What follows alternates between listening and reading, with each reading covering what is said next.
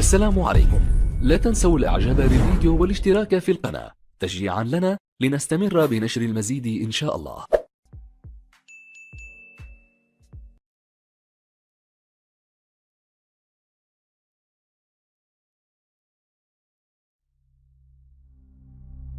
الحسن بن الهيثم يعد العالم الحسن بن الهيثم من أبرز عباقرة العرب في القرن العاشر الميلادي، وقد عاش في البصرة ثم في مصر.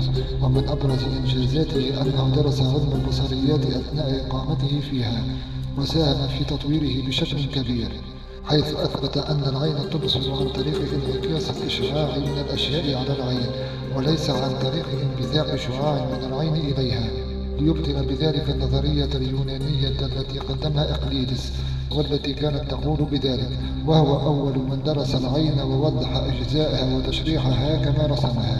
مهد ابن الهيثم الطريق أمام ابتكار آلة التصوير عن طريق التجارب التي أجراها بواسطة البيت المظلم أو آلة الثقب، كما وضح قوانين الانعطاف والانكسار. ويمكن القول باختصار بأن ابن الهيثم درس علم الضوء بطريقة جديدة لم يسبق أحد إليها قبل ذلك، كما كانت له إنجازات في مجال الفلك، وترك في هذا المجال ما يزيد عن 20 رسالة. أبو بكر الرازي.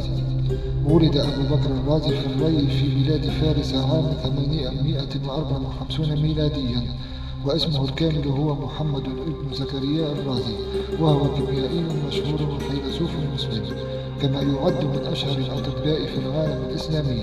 أتم دراسته في بغداد، وله عدة مؤلفات باللغة العربية، ومن أشهر كتبه الطبية كتاب المنصوري الذي ألفه لحاكم الري منصور ابن إسحاق، وكتاب الحاوي والذي غطى فيه المعلومات الطبية اليونانية وبعض المعلومات الطبية الهندية وغيرها من المعلومات الطبية المعروفة في ذلك الوقت من قبل العرب. وأضاف خلال أعماله حكمه الخاص وخبرته الطبية الخاصة كتعليقات على المعلومات الطبية المختلفة فيها. جابر بن حيان.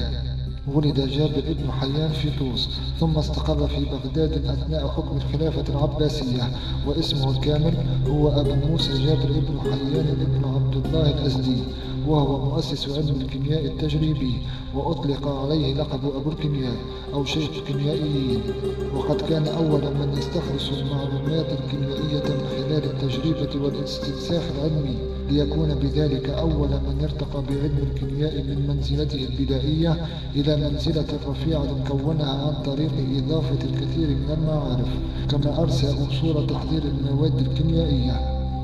من المواد الكيميائية التي حضرها ابن حيان حمض الكبريتيك، وأكسيد الزئبق، وماء الفضة، وحمض الكلوريدريك، واكتشف الصودا الكاوية، واستخرج نترات الفضة وحمض النيتروهيدروكلوريك وغيرها الكثير. وهو أول من استخدم الأوزان الدقيقة والميزان الحساس. ومن أهم مؤلفاته كتاب السموم ودفع مضارها، وكاتب الخواص الكبير، وكتاب الموازين، وكتاب التدابير، وغيرها الكثير.